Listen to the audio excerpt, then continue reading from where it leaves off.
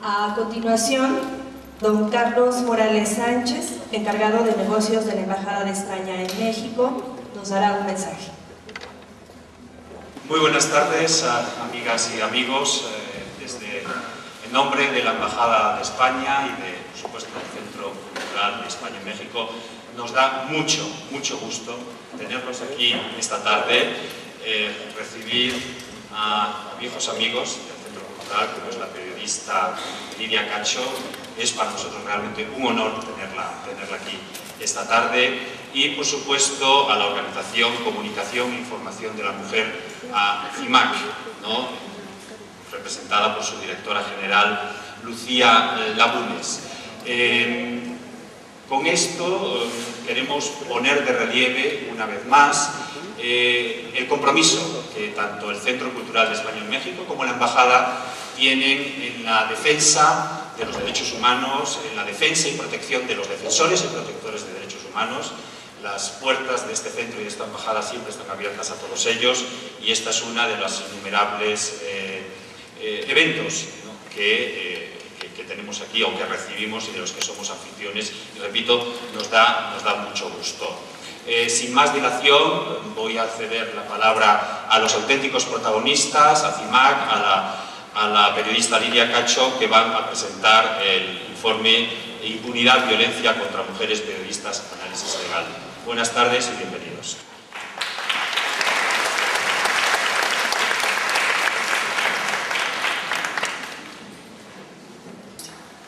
A continuación, damos inicio a esta presentación con la proyección del video Impunidad, Violencia contra Mujeres Periodistas.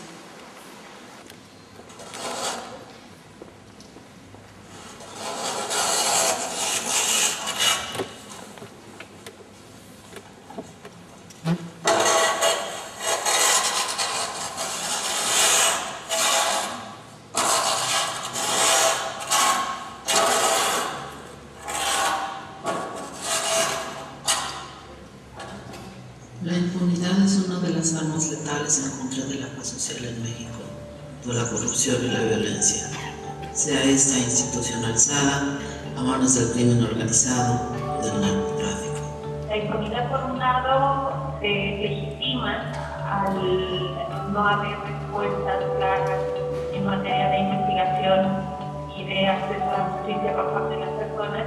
Impunidad es cuando alguien viola la ley y queda sin castigo. Siempre donde hay impunidad hay un gran tufo a corrupción.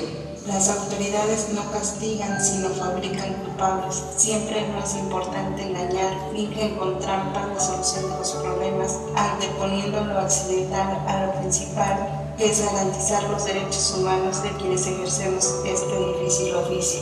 Que si es un medio digital independiente, para ellos no representa ser periodista. Que la impunidad para mí es la continuación de la violencia. La violencia contra las mujeres periodistas nos afecta a todas porque es una forma primero de censura, es una forma de represión en algunos casos, como cuando se trata de periodistas que son amenazadas directamente o son asesinadas. Están trayendo a la luz problemas muy serios que afectan a toda la sociedad, pero desde una perspectiva de género. Impunidad no solo es no castigar al culpable de un ataque, es legitimar la violencia contra las mujeres, es no poder contar nuestro caso, es no encontrar las vías para denunciar, es ser desplazada sin ningún apoyo, es tener miedo aún sin una amenaza directa, es sentir que no te creen, es sentir que no puedes seguir trabajando igual. Impunidad es perder la paz.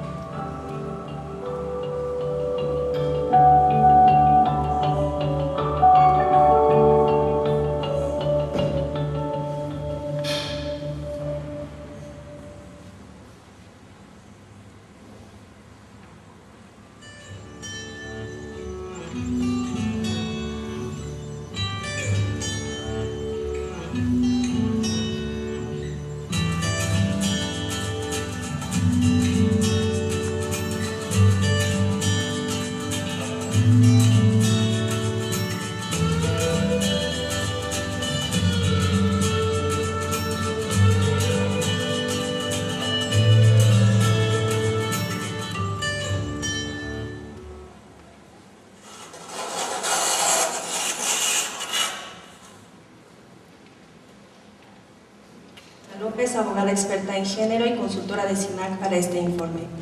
Lidia Cacho Ribeiro, periodista y defensora de derechos humanos. Yunuen Rangel Medina, coordinadora de redes de periodistas y libertad de expresión de CIMAC.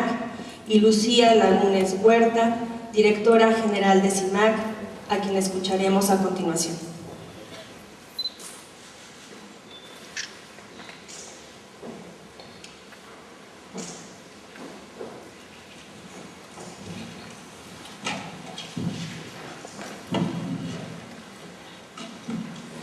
Agradecemos la presencia de cada una de las personas que nos acompañan esta tarde, en especial a nuestras compañeras y compañeros periodistas, a las organizaciones que defienden y promueven los derechos humanos, la libertad de expresión y, por supuesto, a las organizaciones que trabajan a favor de los derechos humanos de las mujeres. Este informe tiene tras de sí la reflexión y compromiso de muchas personas e instituciones quienes generosamente han contribuido para lograr que hoy sea una realidad y a quienes deseo nombrar. En primerísimo lugar, agradezco a cada una de las periodistas que han confiado en nosotras al compartir su experiencia de violencia y su tortuoso camino en busca de justicia. Su voz, sin duda, ayuda a romper el silencio. Hemos tenido la suerte de contar con la compañía y el asesoramiento de dos maestras, la doctora Marcela Lagarde de los Ríos y la jurista especializada en género y derechos humanos de las mujeres, Alda Facio. A ambas, muchísimas gracias por su compañía. A nuestra socia de la vida, la periodista Lidia Cacho Ribeiro, agradezco profundamente su compañía y su voz. También a la doctora Catalina Botero, quien esta tarde no nos podrá acompañar, pero mandó un mensaje que en breve lo transmitiremos, relatora de la libertad de expresión de la Organización de Estados Americanos. A la abogada Adriana Carmona por sumarse a este esfuerzo a través del análisis legal. A la Fundación Henry Ford, a la Fundación Henry Boll, a la Fundación Ford y a la Real Embajada de Noruega por su apoyo. Muchísimas gracias. Annette, una disculpa. Agradezco profundamente a mis colegas de CIMAC por su profesionalismo y dedicación en la realización de este informe. Nada sería sin el trabajo de todos los días de las compañeras que colaboran en CIMAC y de la cual me siento profundamente orgullosa. Gracias a todas ustedes. Gracias a nuestras colegas, integrantes de la Red Nacional de Periodistas, quienes están presentes esta noche y quienes han ido con nosotras construyendo este camino para ir dándole voz a las otras periodistas. A todas ustedes, muchísimas gracias por acompañarnos. Nos gustaría haberles convocado para mostrar que la violencia contra las mujeres periodistas disminuyó. Nos gustaría estar aquí comentando que la impunidad se acabó y que el castigo de aquellos que atentaron contra la libertad de expresión, aquellos que atentan contra la paz de una periodista, están en la cárcel. Lamentablemente no es así. A lo largo de 11 años de trabajo de CIMAC, en el registro y documentación de la violencia contra mujeres periodistas, vemos que lejos de disminuir esta violencia, hay un incremento frente a un pasmo por parte de gobiernos y autoridades federales, locales, estatales, que no ven en su agenda como prioridad proteger realmente la vida de las periodistas. Del 2002 hasta diciembre del 2013, hay un incremento de la violencia contra las mujeres periodistas de 374%. Hemos pasado de 2 casos registrados en el 2002 a 187 en el 2013. En este segundo informe no solo se registra la violencia, sino pensamos poder mostrar las razones, o al menos una de ellas, por la cual esta violencia no solo no se detiene, sino sigue creciendo. Estamos claras que para lograr garantizar una vida libre de violencia contra las mujeres, es urgente erradicar la impunidad, no solo vista desde el término legal sin castigo, sino entendiéndola de una manera integral, donde el derecho de las víctimas se reconozca y se garantice la reparación del daño. No basta con que las periodistas dejen su entidad y lleguen a una ciudad donde tampoco se le da protección. No basta porque finalmente el perpetrador es el que gana. Les han quitado la vía por la cual seguimos trabajando, que es la pasión por seguir informando a la sociedad. Asimismo, hemos incluido un análisis sobre cómo los medios de comunicación documentan e informan sobre la violencia contra mujeres periodistas, con el propósito de generar entre el gremio una reflexión de cómo los estereotipos sexistas permean la información al momento de informar sobre la violencia de alguna colega mujer. Nos resulta fundamental mantener la luz en la violencia, e insisto, no porque nos guste hablar de ella, sino porque dejar de colocarla en la luz es volver a aliarse con los poderosos que prefieren que estemos en el silencio. Y por eso queremos seguir manteniendo la luz en la violencia que se ejerce contra las periodistas para abrir camino a la justicia y garantizar realmente una vida libre de violencia. Este informe es una muestra de que el Estado mexicano está en deuda con la libertad de expresión y con las mujeres periodistas y con esta sociedad mexicana. Insisto, no hay gobierno que se salve, pues aún falta implementar adecuadamente la perspectiva de género en las investigaciones y al momento de dictar las sentencias para los perpetradores. El camino es largo, pero estamos seguras que nuestro trabajo, en sinergia con las periodistas y otras organizaciones, estamos abonando para acortar la distancia y para lograr vivir libres de violencia y en pleno respeto a los derechos humanos de las mujeres. Muchas gracias y le pasaría la palabra a mi colega, quien ha estado a la cabeza de este informe que le ha dedicado junto con su equipo, a Yunuen Rangel Medina, quien es la coordinadora del área en CIMAC de redes de periodistas y del programa de libertad de expresión. Gracias, Lucía. Buenas tardes a todas y a todos. Es para mí un honor compartir este espacio con ustedes tres. Soy muy afortunada. Muchas gracias. Y bueno, para abonar a la justicia para las periodistas, hemos construido este segundo informe que cuenta con un análisis sobre la impunidad desde un punto de vista de derechos humanos, una revisión sobre la normatividad vigente y su aplicación en la seguridad de las periodistas, las cifras de lo acontecido en 2012 y 2013 y el análisis jurídico de 4 casos emblemáticos que ejemplifican y abonan a la comprensión del proceso que enfrentan las periodistas en México al intentar acceder a la justicia. En 2012 y 2013 registramos y documentamos 86 casos. El 54% de los casos se presentaron en 2013. El momento más álgido del incremento fue en el último trimestre del año.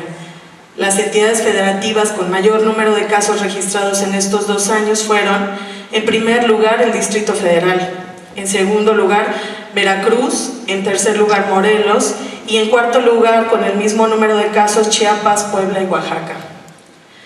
Reporteras de alrededor de 30 años de edad, de las cuales el 54% tiene entre 1 y 3 hijas o hijos, ocupan el 56% de quienes fueron agredidas en estos 2 años. En todos los casos hemos registrado y documentado violencia psicológica. En 45 de los 86 casos registrados hubo violencia verbal en forma de amenazas, insultos o descalificaciones personales. En 4 de cada 10 casos de cada suceso, la violencia se manifestó en forma física con golpes de distintas intensidades. Uno de los casos, desafortunadamente, alcanzó la forma más extrema de violencia contra las mujeres, la violencia feminicida, cometida en 2012 contra la periodista Regina Martínez Pérez en Veracruz. 6 de cada 10 periodistas violentadas colaboraban en prensa escrita, 2 de cada 10 en un medio de comunicación por internet y 1 de cada 10 en televisión. El tipo de investigación que llevaban a cabo al ser violentadas fue, como en nuestro informe anterior, corrupción, a diferencia de los reporteros agredidos en la cobertura de la fuente policíaca. El 50% de las periodistas violentadas tenía como fuente asignada de forma permanente la política, lo que nos da un primer cruce entre el tema de corrupción y la política, así como las agresiones perpetradas por servidores públicos, siendo estas 6.4 de cada 10. Se trata de servidores públicos de todos los niveles de gobierno, en su mayoría administrativos, seguidos por policías federales, policías estatales y administrativos de seguridad pública. Justamente para ahondar sobre la violencia institucional ejercida en acción, omisión y o aquiescencia y el acceso a la justicia de las periodistas, quisiera invitar a nuestra compañera abogada feminista, Adriana Carmona López, quien cuenta con una amplia experiencia en litigio estratégico y derechos humanos de las mujeres y es además la encargada de elaborar el análisis jurídico de los 4 casos emblemáticos incluidos en el informe que hoy les compartimos. Para determinar, explicar y compartir las recomendaciones puntuales sobre el tema, dejo la palabra a nuestra compañera Adriana. Gracias por sumarte a este esfuerzo. 2 puntos importantes y en ese sentido fue todo un reto. Muchas gracias por la oportunidad, Lidia. Un gusto participar aquí contigo. Bueno, comentarles que el trabajo consistió, como decía, en hacer un cruce importante de 2 problemáticas donde en el campo de la defensa de los derechos humanos hemos hecho trabajos diferenciados y por un lado se ha trabajado mucho en el campo de la defensa de la libertad de expresión, pero difícilmente lo hemos cruzado con esta otra perspectiva que es las herramientas, los mecanismos de protección para el derecho de una vida libre de violencia. Y en ese sentido también hay mucho trabajo hecho por abogadas y abogados para establecer, vigilar y estar impulsando mecanismos para erradicar la violencia contra las mujeres. Sin embargo, en un caso importante, y ese fue el primer análisis que teníamos cuando nos sentábamos a revisar y a ponernos el reto de revisar estos casos, encontrar que en el área de violencia contra las mujeres no se habla de la violencia contra las mujeres periodistas.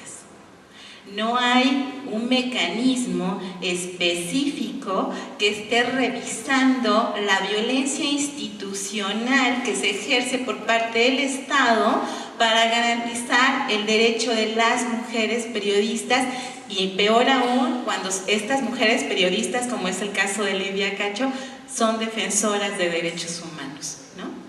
Entonces, el trabajo resultó ser sumamente interesante y compartirles que en esta metodología que implementamos para la revisión no tuvimos el acceso directo en los casos a la revisión de los expedientes, no de todos, por las mismas dificultades que pasan en general, digamos, en el sistema de administración de justicia en nuestro país. Para las víctimas hay una grave dificultad de acceder casi siempre a las copias de sus expedientes, que es un derecho básico y primordial. Entonces también esto obviamente nos cruzó y nos afectó en la revisión que hicimos de los expedientes. Entonces, el ejercicio que hicimos fue una revisión documental, digamos de tipo periodístico, o bien quejas y recomendaciones emitidas por la Comisión Nacional de Derechos Humanos, o bien resúmenes elaborados por los propios abogados y abogadas que han representado a las periodistas. Entonces, el trabajo consistió en esta revisión documental, y comentarles que los casos que se revisaron, que ustedes van a leer ampliamente en el informe, fue el allanamiento y robo que sufre la agencia de noticias IMAC, que aquí sí tuvimos como acceso al expediente, y en este caso consideramos que fueron como casos emblemáticos. En está analizado con profundidad, digamos, la investigación que se hace desde la Procuración de Justicia, lo que sucede en los ministerios públicos, en las agencias, en donde se supone hoy en día tenemos agencias especializadas para proteger e investigar delitos contra la libertad de expresión. Entonces, resultó interesante que en este caso del allanamiento lo que sí queda muy visible es que en general lo tratan como un delito común.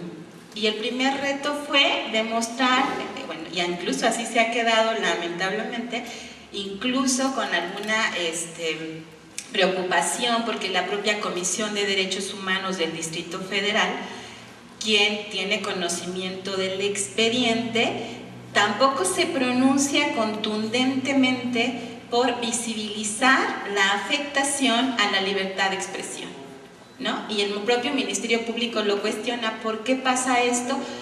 El asunto es que efectivamente son delitos del orden común. Y lo primero que se ocurre acá es una investigación, digamos, tradicional, por tratarse de delitos del orden común. Entonces dicen, para ellos es que se roba en todos lados, ¿no? Ellas viven en una zona donde hay, es una zona de alto riesgo, digamos, etc. Lo interesante es que no había habido ningún allanamiento, ningún robo en esa zona, ¿no? Y casualmente en ese periodo también se tuvo el allanamiento de otro espacio periodístico, y ninguna de estos dos elementos fueron suficientes para motivar que la gente del Ministerio Público y lo peor aún, la agencia especializada en delitos contra periodistas también lo considerara importante. El otro caso es el de Ana Lilia Pérez. Como ustedes saben, ella recibe y es acusada por las personas a las cuales ella había denunciado como parte de su trabajo periodístico. Efectivamente, el caso que ella vive lo hace, también es afectado su compañero periodista, pero en este caso la investigación y la revisión que hicimos es cómo operan estos criterios diferenciados, que si bien es cierto, se trata de una situación que afecta a dos periodistas, un hombre y una mujer, cómo las afectaciones son variadas y estas también pasan invisibilizadas por parte de las autoridades de procuración y de administración de justicia. En el caso de Regina Martínez, como bien lo comentaba Yunuen hace un rato, nosotros en el análisis que se realizó, lo encuadramos como una conducta feminicida, entendida esta como la violencia institucional, este incumplimiento del Estado de garantizar a las mujeres el derecho a una vida libre de violencia. No solamente en sí mismo por el homicidio y la manera en que se instrumenta la investigación del homicidio, sino por la manera en que previamente a esto no se evitan las situaciones de riesgo, no se opera con una debida diligencia. Es ahí donde vemos que está una violencia institucional, cuando es el Estado el que tolera, permite la violencia y no garantiza con mecanismos eficientes una adecuada protección, ¿no? Y bueno, y finalmente en el caso de Lidia Cacho, que también analizamos aquí, que también analizamos con profundidad, es un caso bastante complicado, digamos, en términos jurídicos, yo qué te puedo decir, porque tiene que ver con estas dos gamas, es decir, la primera parte donde el Estado incumple con una protección adecuada, y luego, donde además el aparato de justicia, que eso también es importante señalarlo, tal como se define en el video, la impunidad, es esta actuación del Estado, pero lo peor aún no es cuando no solamente no protege, sino cuando forma parte de la agresión y de la violencia. Y este es el caso de Lidia. Casualmente sí opera este aparato de justicia con prontitud, con diligencia, con todo esto para, frente a la denuncia interpuesta en forma indebida e irregular, con una serie de inconsistencias, se opera en contra para detener y privar ilegalmente la libertad, ¿no? Y además ser sujeta de una serie de vejaciones que todo el mundo conocemos, pero lo interesante es cuando el Estado tiene que sancionar estas conductas irregulares, y ahí sí el aparato de justicia no funcionó de la misma manera. Si hay un caso que ejemplifica la discriminación estructural en donde se incumplen todos los indicadores de una debida diligencia, es en el caso de Lidia Cacho, ¿no? Y lo que también hacemos como una revisión conjunta es que son casualmente las periodistas y defensoras de derechos humanos que están involucradas en casos de defensa o cubriendo notas que tienen que ver para hacer efectivo el derecho a una vida libre de violencia, son ellas las primeras agredidas. Y esto no es accidental. Esto es una cuestión que tiene que ver con esta estructura política, que está diseñada desde esta visión patriarcal en donde se tolera y se fomenta la violencia. Y aquí es donde la Comisión Interamericana y todos los organismos internacionales se han pronunciado por hacer efectivo el acceso a una vida libre de violencia. El Estado tiene la obligación de garantizar, de respetar, y también está un poco el análisis hecho por Alda Facio, estas obligaciones principales frente al derecho a una vida libre de violencia, que está el de respetar, pero también el respeto implica la obligación de promover y generar los mecanismos necesarios para garantizar eficazmente este derecho. Y en estos casos el Estado no visibiliza la situación que pasa, no solamente con la violencia contra las mujeres, en la situación que generalmente hemos denunciado con mucha frecuencia las abogadas, las defensoras de derechos humanos. Siempre hablamos de casos de violencia contra las mujeres y nos imaginamos solo la violencia conyugal o la violencia de pareja. Pero ¿qué pasa cuando estamos hablando de violencia institucional? Lo más que se ha logrado es hablar de violencia sexual, cuando hablamos de hostigamiento, pero ¿qué pasa cuando es esta violencia institucional que no reconoce la situación y el ejercicio de otro derecho tan importante como es la libertad de expresión? ¿No? Que yo creo que me estoy con el tiempo, pero sí.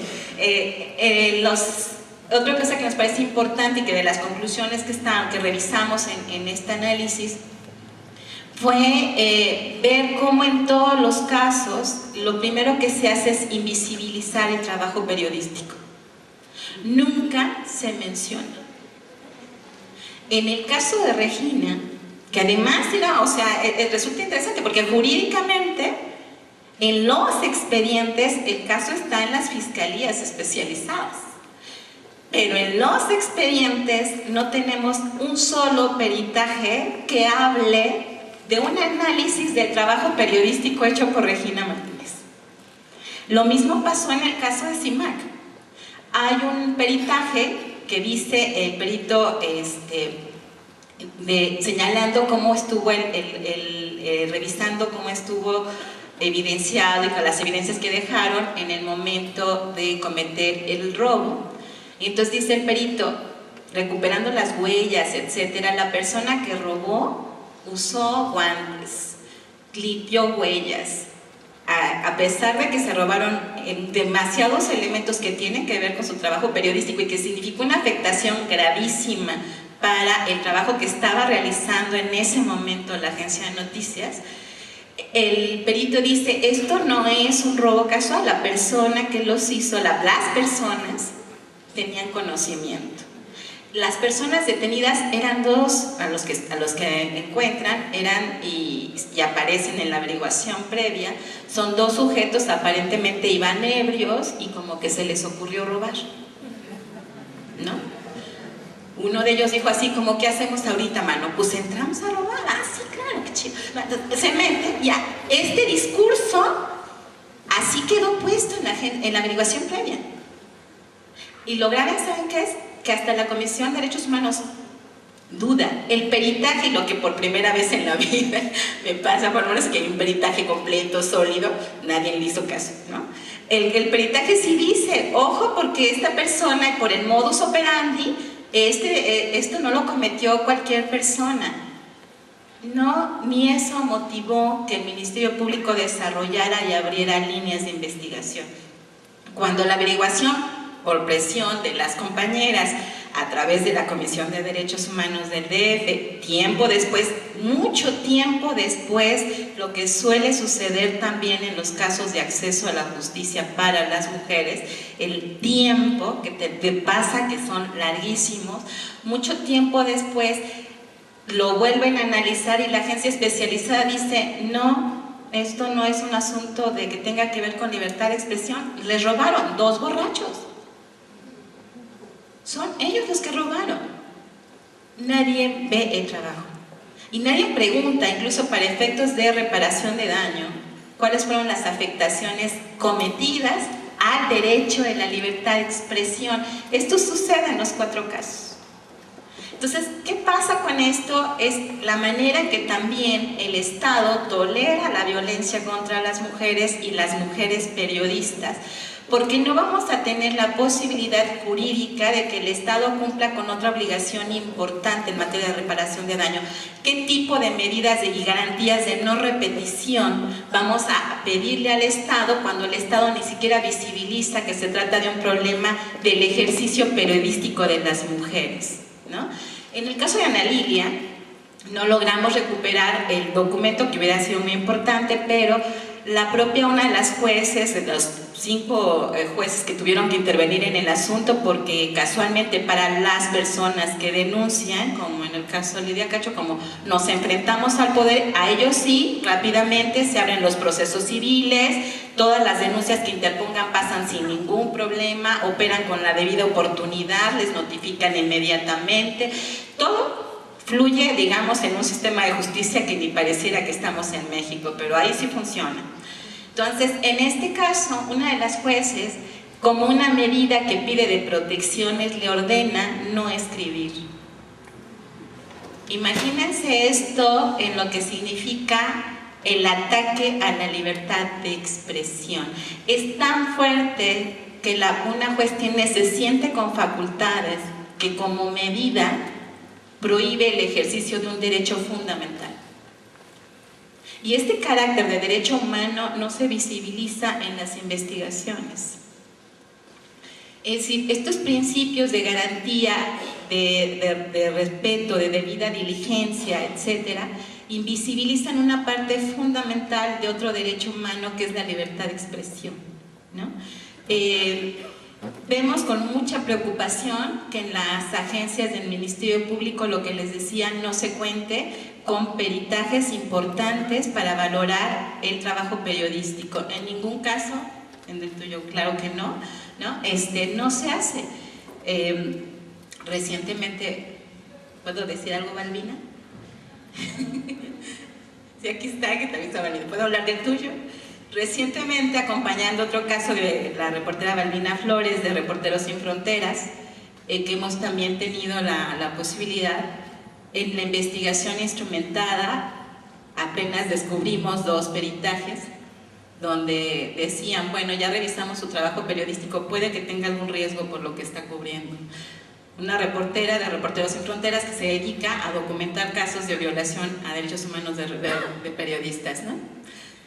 Puede que, o sea, mientras no cubre sociales, a lo mejor sí podría tener un nivel de riesgo. Esta parte es cómo tenemos que mejorar los mecanismos, y ya aquí con poco para ir cerrando. Acá es lo que la relatora de libertad de expresión de la Comisión Interamericana, que también hay que decirlo, es la primera vez que se incluye un capítulo específico con un apartado, con nombre y todo, sobre la situación de las mujeres periodistas. Y esto lo hace gracias al impulso y a la solicitud de CIMAC. Y entonces ella misma, lo que señala la relatora, es la necesidad de generar mecanismos cruzados. Y aquí es como interesante decir que en nuestro país, a pesar de que tenemos estos mecanismos para la defensa de las y los defensores de derechos humanos y libertad de expresión, no se ha abierto un mecanismo especializado que visibilice la discriminación estructural y la manera diferenciada en que suceden estas afectaciones. Y junto con ello, pues también medidas específicas para una protección adecuada, porque no es lo mismo proteger a un hombre periodista que a una mujer periodista, porque no cubrimos, para empezar, ni las mismas fuentes ni en las mismas condiciones. Bueno, no cubren ni en las mismas condiciones. Entonces, frente a estas conductas diferenciadas no se hace a nada, ¿no? El tema me parece que es un reto enorme, y por acá van las conclusiones: la necesidad que se tiene de impulsar mecanismos cruzados. Para el Sistema Nacional de Prevención y Erradicación de la Violencia contra las Mujeres, bueno, un análisis interesante, el reciente programa estrenado para la erradicación de la violencia contra las mujeres no incluye un capítulo para libertad de expresión. Las mujeres periodistas no vienen como un aspecto o un sector con alto riesgo que tenga que visibilizarse. en los temas que se van a trabajar en este programa integral, bueno, no se incluye, porque también ese es otro problema, está invisibilizada la situación y la labor periodística de las acciones que se tienen que hacer en materia de violencia en política pública, y no se diga en mecanismos. La situación que pasa en las dos fiscalías, ¿no? La FEBINTRA, bueno, en aquel momento la FEBINT, y la Fiscalía de Libertad de Expresión en el caso de Lidia Cacho, ¿no? Es decir, ¿por qué no se pudo cruzar un trabajo periodista, o sea, una investigación que tenía que ver con libertad de expresión y con la Fiscalía especializada? Eso no se logra en el caso de Lidia, ¿no? Termina diciendo la Fiscalía especializada, yo lo hago, pero también la Fiscalía de Delitos contra Mujeres tampoco dijo, yo aporto peritajes especializados y quiero que estos sean los que se tomen en cuenta para valorar las afectaciones y junto con ello impulsar el tema de la reparación de daño. Entonces también hay una tarea importante, me parece, y sobre todo en las instituciones dedicadas a la defensa del derecho de las mujeres a una vida libre de violencia, también tienen un reto, que es visibilizar el trabajo tan importante de las mujeres periodistas y defensoras de derechos humanos, porque tampoco estamos ahí visibilizando la necesidad de contar con estos espacios. Y también ya cerrando, ¿cuál es la afectación y la garantía de no repetición, que es donde tenemos que llegar? ¿Qué pasa cuando atacamos a las mujeres periodistas? Estamos también atacando la posibilidad de erradicar la violencia en forma mucho más grave y el impacto que se tiene. Cuando roban a la agencia de noticias CIMAC, nunca se visibilizó el trabajo que estaban haciendo ellas para apoyar a otras periodistas. Y yo les decía, este es un punto importantísimo. Si hay una agencia o hay un sector dentro de la libertad de expresión y de protección para las mujeres periodistas, es CIMAC, a nivel nacional.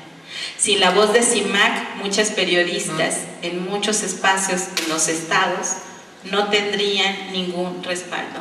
Su voz no llegaría y no tendría el impacto que se tiene. Afectar a CIMAC fue afectar a muchas mujeres periodistas y a muchas defensoras y defensores de derechos humanos que están trabajando en temas de mujeres, de derechos humanos de las mujeres. Eso tampoco se cuantificó. Y por eso el sistema de justicia hoy les debe mucho a las mujeres periodistas, y creo que el reto es enorme. Tenemos que seguir impulsando mecanismos eficaces, eficientes para garantizar estos derechos que hoy por hoy son fundamentales si es que queremos realmente construir un país democrático con un desarrollo y un respeto real a los derechos humanos.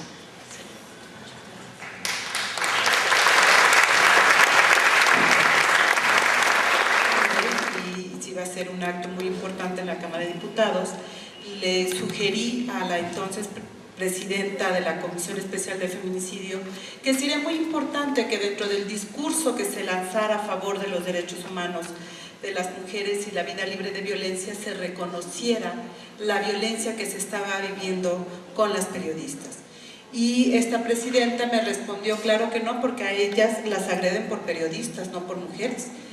De ese tamaño está la no comprensión de lo que estamos hablando. Cuando a las instancias que tienen la obligación de proteger derechos humanos y la libertad de expresión les hemos solicitado que incorporen la perspectiva de género, suelen decirnos, uno, que ya diferencian mujeres y hombres, que eso ya está cubierto.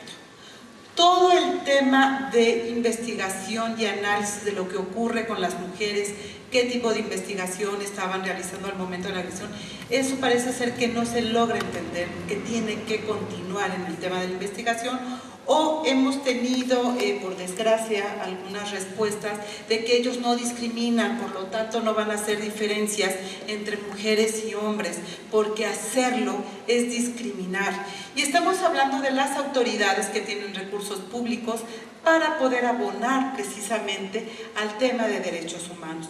De ahí la importancia que el año pasado, el antepasado, perdón, el Comité de Asesoras de la CEDAW mandatara al Estado mexicano a incorporar la perspectiva de género en todo el proceso, desde la investigación, la reparación y las medidas de protección para las mujeres periodistas. Ahí, insisto, sigue quedando la gran deuda. Y como decíamos en el video, hay un discurso. Como bien lo señala Adriana, hay un discurso que va colocando la autoridad. Y tal vez sin pensar, muchos colegas seguimos dándole espacio a ese discurso y legitimando que lo que ocurre con las mujeres periodistas ni es tan importante ni era para tanto. Y por eso en este informe quisimos hacer un análisis de cómo en los medios de comunicación estos 4 casos fueron documentados en los medios impresos. Solo como un dato para la reflexión. De las 340 noticias que analizamos sobre estos 4 casos emblemáticos que se incluyen en el informe, en el 57% de la información publicada, la única fuente consultada fue la autoridad. La voz de las víctimas no está. El discurso y el análisis de las víctimas, de sus defensoras, de sus abogadas, de la Comisión de Derechos Humanos, no está. Y ahí yo creo también que falta un gran tema por abonar. Debemos de seguirnos preguntando antes de publicar alguna información, ¿y esto a quién beneficia? No nos permite detenernos qué tipo de mensaje estamos mandando, hacia quién estamos dirigiendo y cómo podemos estar reforzando el mismo discurso que la autoridad. En la mayoría de los casos, los propios medios de información cuestionan lo mismo que cuestiona la autoridad. ¿Algo hicimos las periodistas? ¿Algo en lo personal no hicimos bien? Razón por la cual nos agredieron. Tampoco dentro de los medios de comunicación se sigue como eje de investigación el trabajo periodístico de cada una. No importa si era fotoreportera, no importa si era reportera, no importa si era columnista, la primera duda que se coloca es su vida personal. Y eso, al reproducirlo en los medios, va justificando toda la agresión contra las periodistas. Ahora sí, Lidia, muchas gracias.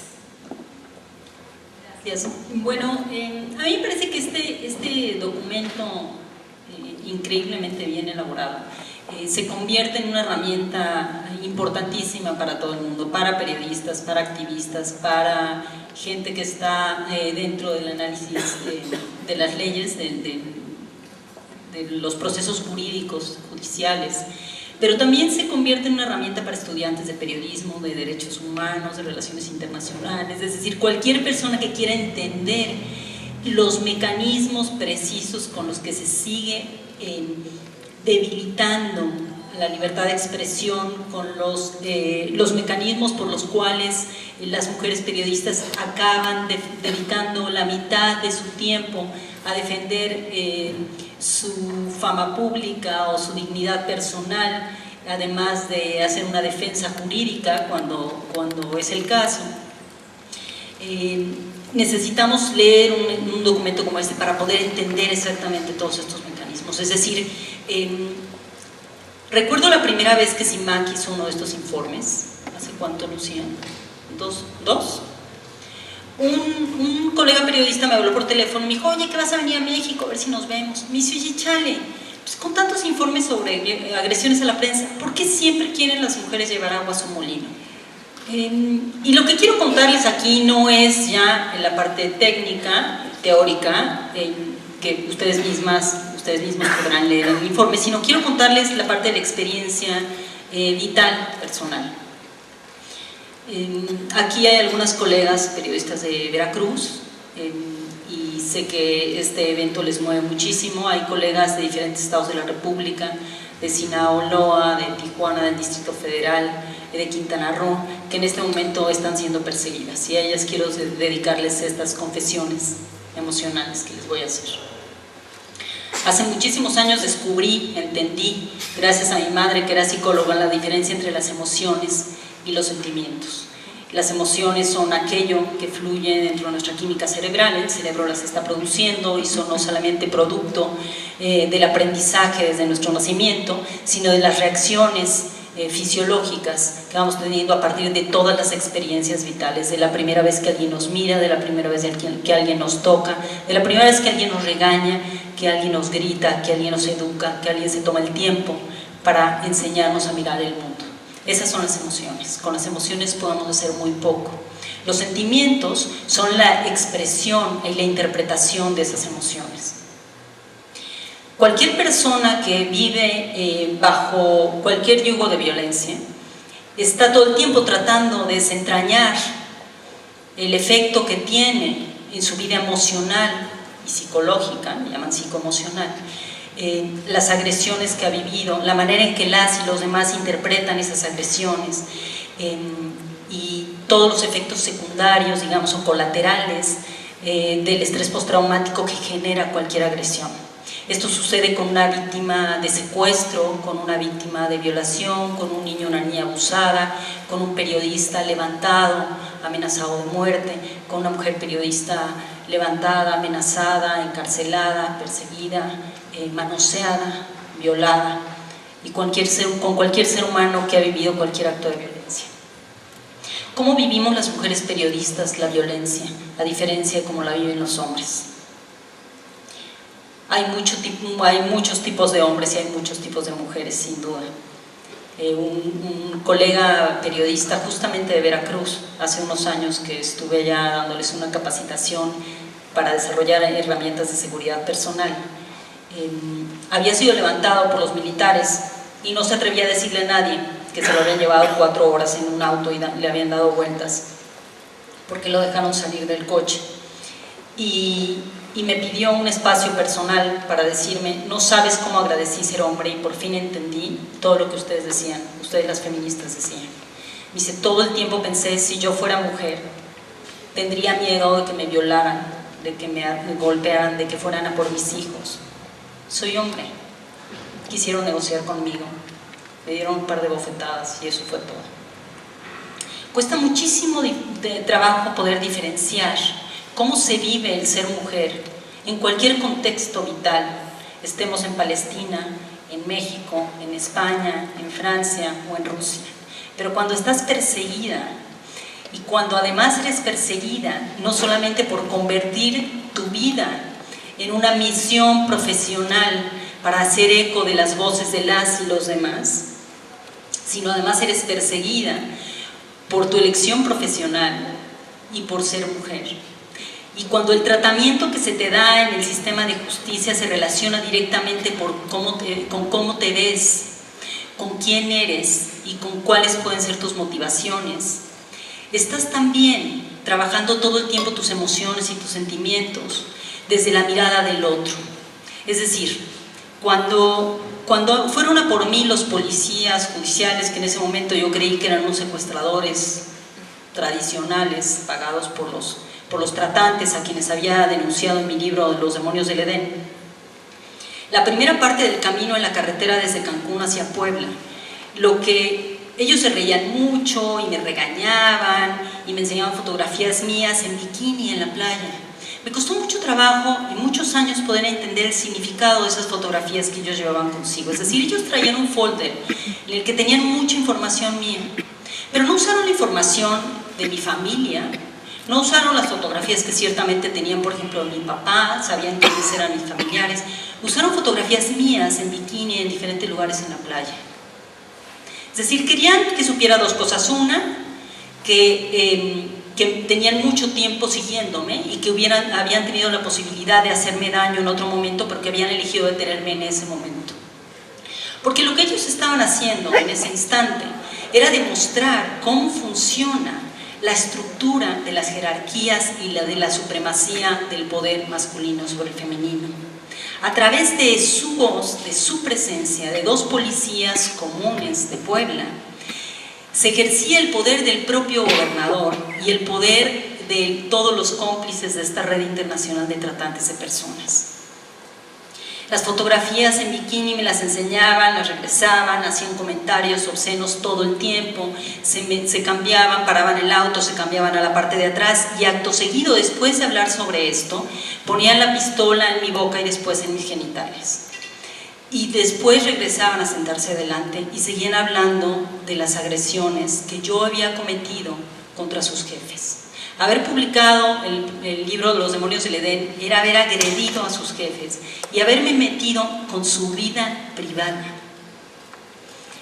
En algún momento de los pocos momentos de claridad que tuve a lo largo de esas 20 horas de tortura, les pregunté muchas cosas. Una de estas cosas que les pregunté fue si tenían hijos o hijas. Yo quería hacer contacto con su humanidad. Y los dos me contestaron de inmediato que sí. Uno de ellos sacó su cartera, el que me había puesto el arma en la boca, sacó su cartera y me enseñó las fotografías de sus bebés. Uno de sus bebés era niña y ahí conecté y dije ya. Entonces le pregunté, ¿qué tal si hubiera sido su hija? La niña sobre la que yo hubiera escrito y a la que estos tipos se hubieran llevado.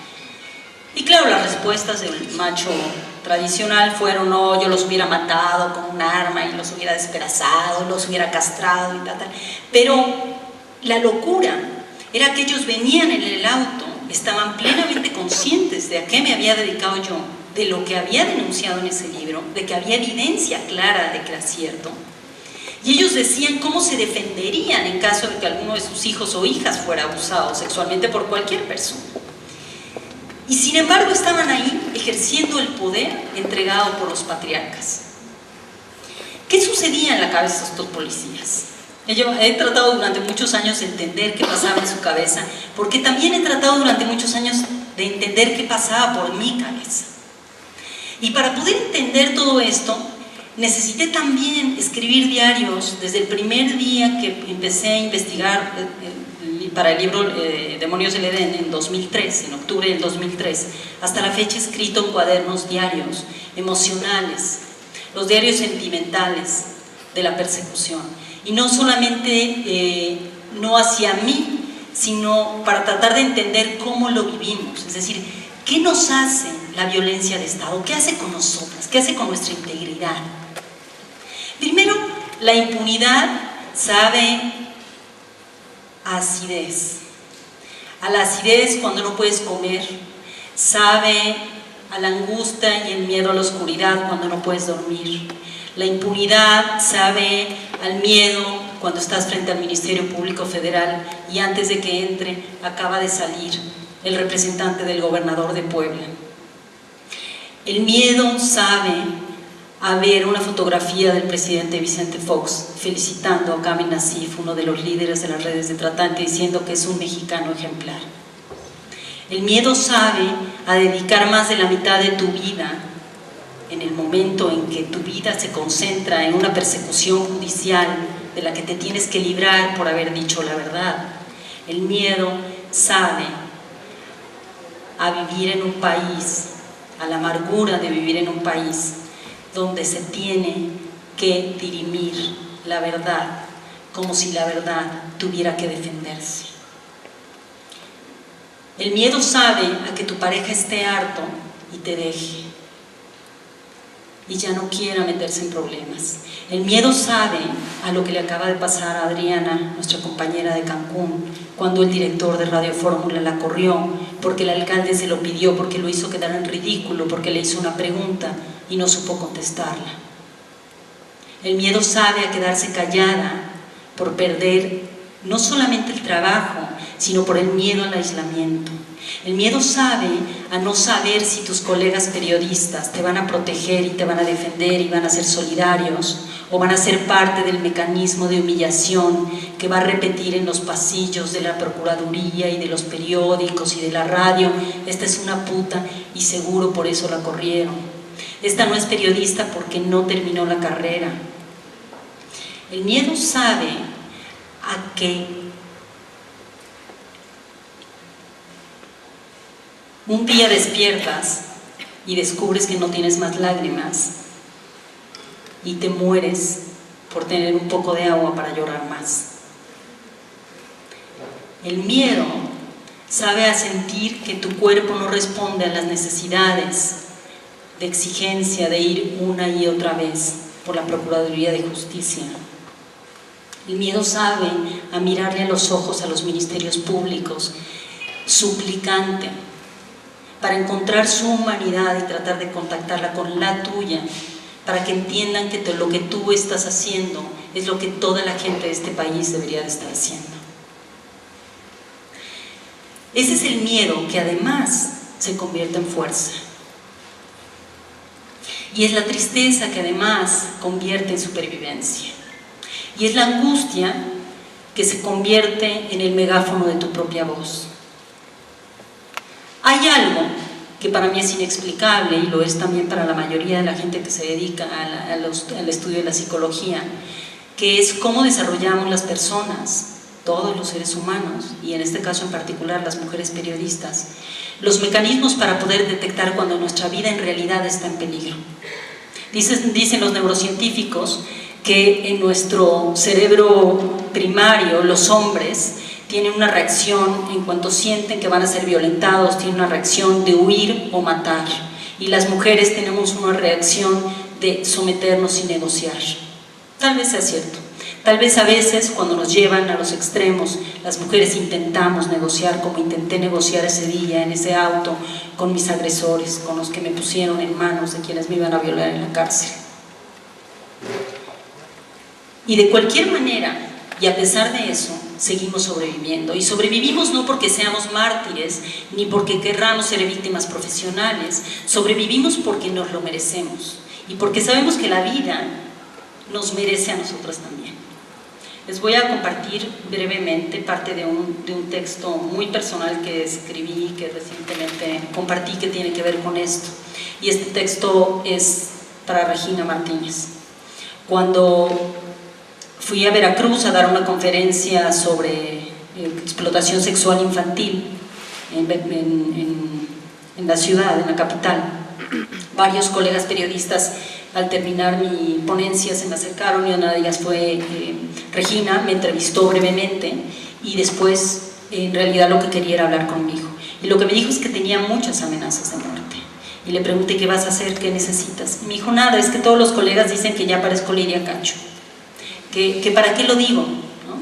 Que parece que quiero llamar la atención. Y mi respuesta fue para Regina la misma que ha sido para todas las y los colegas que han recibido amenazas y muchos de ellos han muerto.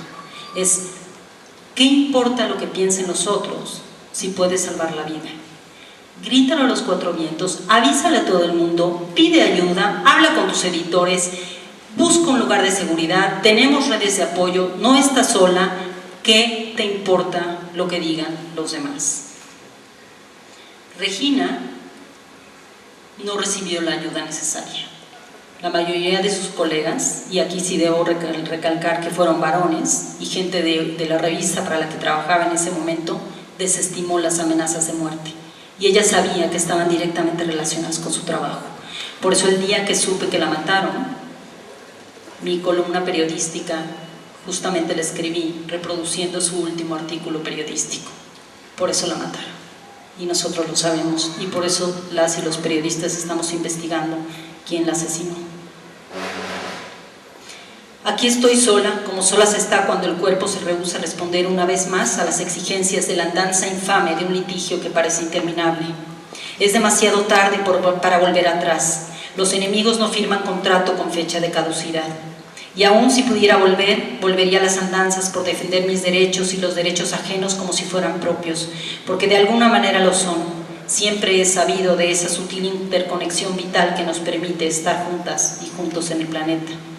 Mis oídos se niegan a escuchar de nuevo la sentencia negativa, el no se puede nuestro de cada día, y la voz amorosa que recomienda, como quien receta una aspirina para la jaqueca, que salga del país unos días más, que ponga en prórroga mi vida, que salga con lo opuesto, alejándome de la paz de mi caracol, del mar que me nutre, de la alegre compañía de mis perritas, que no necesitan excusas para quererme y protegerme.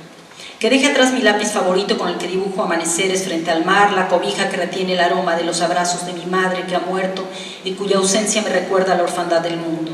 Atrás debo dejar, como quien arroja una migaja en el camino, la seguridad de mi recámara cálida, el dulce olor de café que cada mañana me preparo en una esquina precisa de mi cocina, por la que miro una palma viajera mientras la infusión me obsequia su aroma nítido y dulzón. Dicen, como si tal cosa, que debo abandonar el sonido lúdico de la fuente de mi jardín, en la que nadan las carpas animosas mientras medito en silencio. El olor del naranjo que crece arrojando el aroma de su flor dulce cada vez que paso a su lado. Me piden que me vaya, como errante, como solo los criminales salen despavoridos de la ley, y yo les suplico la ley. Nunca dije cómo me indigna ser una perseguida por la injusticia. Jamás mi voz ha pronunciado esas palabras. Cada vez que huyo de la muerte, un poco de mi alegría se derrama en territorio ajeno para nunca volver a mí. Se deshoja mi vida, es cosa perdida. No te he dicho que llevo 10 años, no, espera, son 12, 13, 15.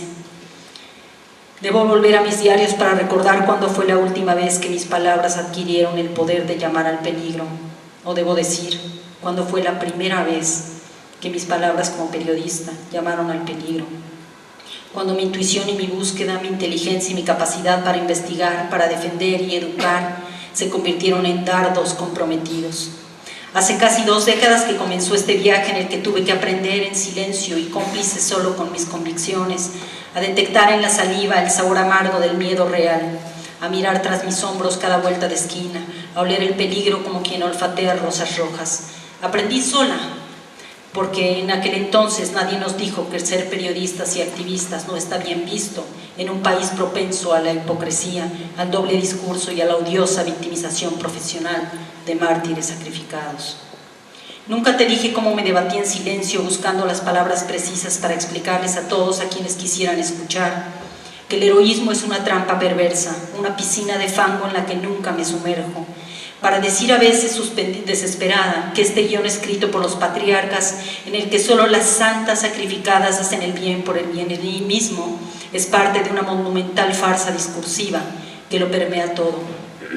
A los medios, a quienes otorgan premios, a los expertos derechohumanistas que creen que hemos de ser excepcionales para liderar, como si el liderazgo fuera un don propio solamente de unas cuantas personas elegidas y no una habilidad social.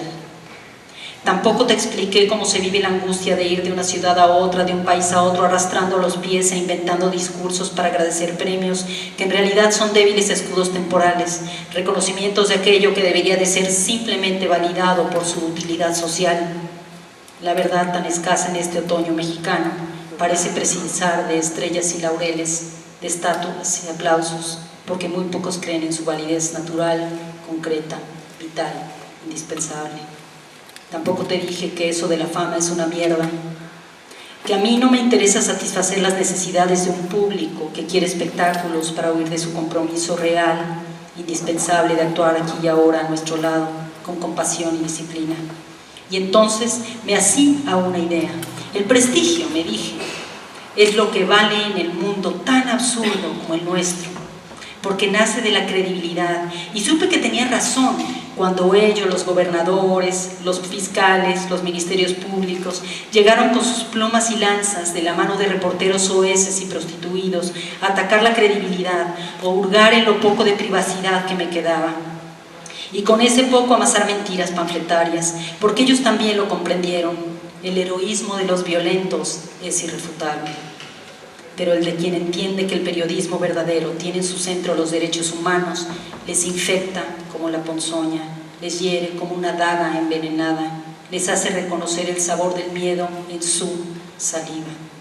No te dije que cada noche en el hospital, de todas esas noches en que mi cuerpo quiso darse por vencido, lloré hasta caer rendida en un sueño pasajero. Mi llanto se convirtió en río y el río en llanto, mis pies no querían andar y me sentí como una paria cuya vida llegaba a su fin por agotamiento.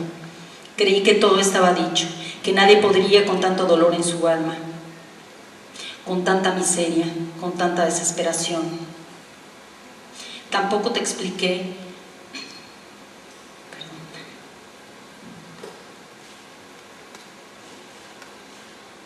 Me abrazaba a mí misma en la habitación hospitalaria, con un temor igual al de una niña perdida en el desierto de la incertidumbre.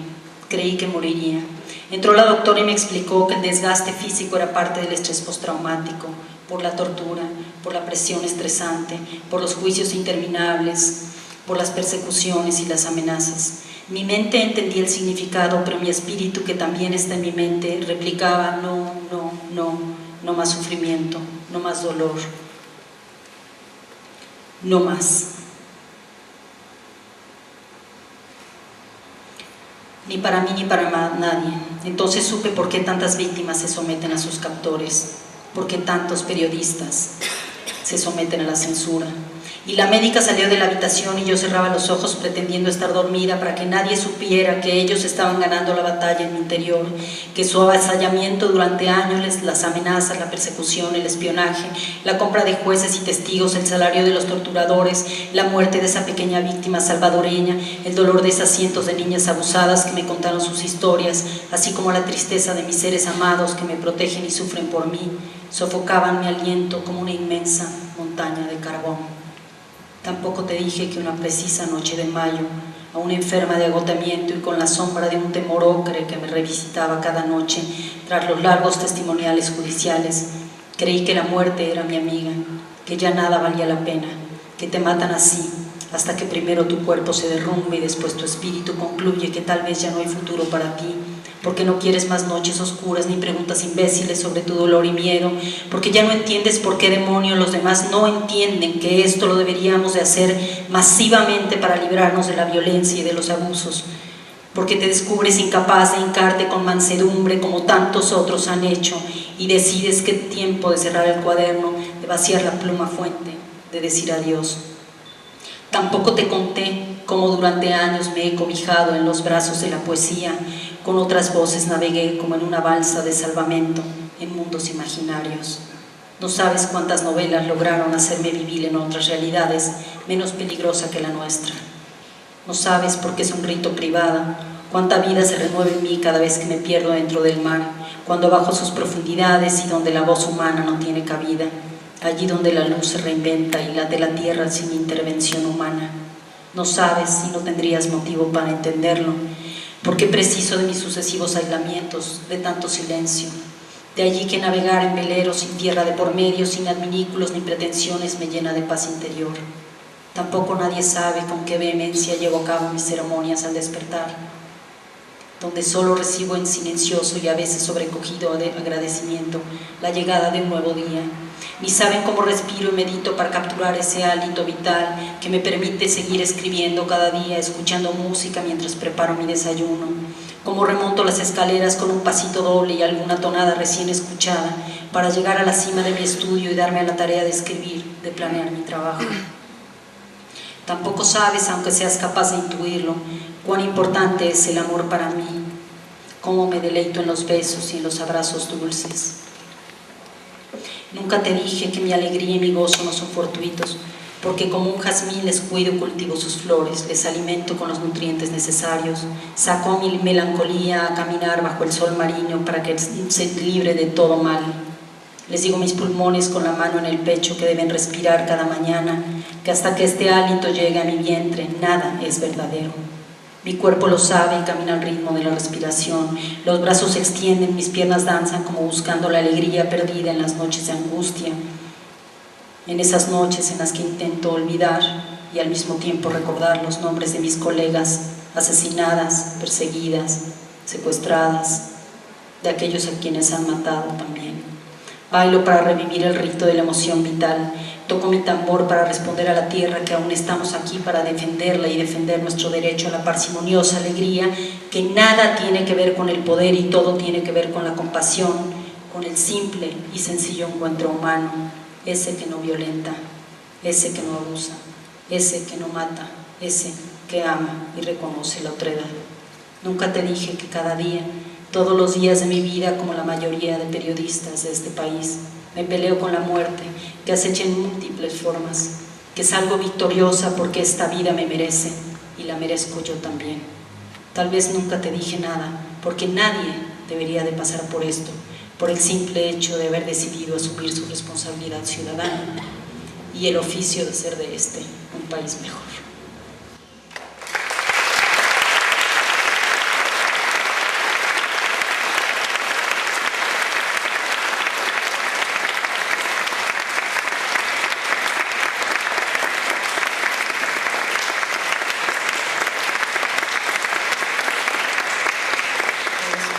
pero agradezco muchísimo tus palabras, lo que nos compartes, Lidia, porque además de que eres muy generosa, me parece que es justo la intención de CIMAC en el trabajo de todos los días.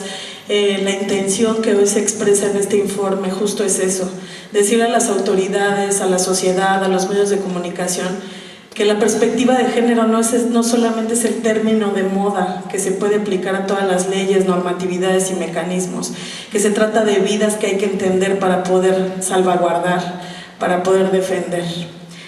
Hoy como nunca en la historia de México tenemos una normatividad increíble para tratar de proteger a personas defensoras de derechos humanos y periodistas. Como prueba de ello, pues está la Fiscalía Especial para Atención a Delitos Cometidos contra la Libertad de Expresión, que ya comentaba Adriana Carmona, la Ley para la Protección a Personas Defensoras de Derechos Humanos y Periodistas, y derivada de esta el mecanismo de protección, los mecanismos locales de protección, que si revisamos pueden ser lindos en teoría, pueden decir claramente que la perspectiva de género es un tema importante, sin embargo se quedan cortos. Hoy en día no podemos ver eso reflejado en la vida de las periodistas y eso es justamente lo que queremos. Hay avances sin duda, hay avances que para nosotros resultan importantes porque cada voz que se alza para nombrar a las periodistas es importante. En ese sentido me gustaría reconocer hoy que la Convención para la Eliminación de todas las formas de discriminación contra la mujer, CEDAW, por sus siglas en inglés, emitió en 2012 recomendaciones puntuales para proteger a mujeres periodistas. Lo mismo sucedió en el examen periódico universal EPU aplicado a México en 2013, en el que por primera vez en la historia se refiere a la protección a mujeres periodistas.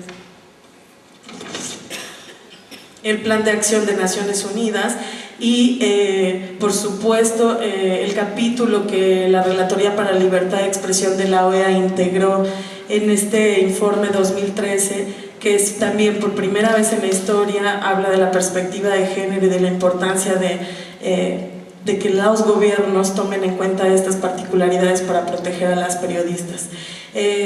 Como Catalina Botero, como bien señaló Lucía, no pudo acompañarnos porque, como algunas y algunos de ustedes saben, la CID se encuentra ahora en un periodo de sesiones. Ha enviado un mensaje que quisiéramos compartir con ustedes, para lo cual le pediría a nuestra jefa de redacción de la agencia de noticias CIMAC Noticias, nuestra querida Lourdes Godínez Leal, que nos comparta el mensaje. Admirada Lidia, amigas periodistas, buenas tardes a todas y a todos. Reciban a través de estas breves palabras un afectuoso saludo. Quiero agradecer a CIMAC su generosa invitación y lamento que por razones que escapan a mi voluntad no pueda estar presente hoy tal y como era mi deseo. Sin embargo, no podía dejar de saludar un acto que me parece de tanta importancia. Los estándares internacionales en materia de prevención, protección e investigación de la violencia contra periodistas han ido incorporando en los últimos años una clara perspectiva de género. Esta paulatina evolución ha partido de la necesidad de visibilizar la situación de las mujeres que ejercen el periodismo y, en particular, la necesidad de documentar los múltiples y específicos riesgos que enfrentan en el ejercicio de su profesión y de adoptar medidas destinadas a afrontarlos. Lo anterior implica comprender cómo operan las desigualdades de género y las prácticas sexistas en el fenómeno de la violencia contra periodistas, para así favorecer la definición de medidas de prevención, protección y procuración de justicia adecuadas a las necesidades de las mujeres comunicadoras. Con este propósito, en su informe especial sobre violencia contra periodistas, emitido en marzo de este año, la Relatoría Especial elaboró un capítulo dedicado de manera especial a la situación de las mujeres periodistas y las obligaciones de los estados de la región para prevenir, proteger y procurar la justicia en este tipo de casos. En este sentido, no puedo dejar de valorar y agradecer el trabajo de las organizaciones de mujeres que, como CIMAC, visibilizan y documentan este fenómeno. En efecto, gracias a estos esfuerzos es posible poner de presente la importancia de tomar en cuenta la cuestión de género en el estudio de la violencia contra periodistas y la definición de estrategias tendientes a erradicarla. Por eso lamento profundamente no estar presente hoy. Especialmente, lamento no poder agradecerles personalmente su incansable esfuerzo y su coraje. Su trabajo, y en muchos casos su testimonio de vida, son un ejemplo para todas nosotras. Nos honran como mujeres y nos compromete como abogadas y defensoras del derecho a la libertad de expresión. Muchas gracias a todas y muchos éxitos en el importante evento de lanzamiento de esta tarde. Catalina Botero.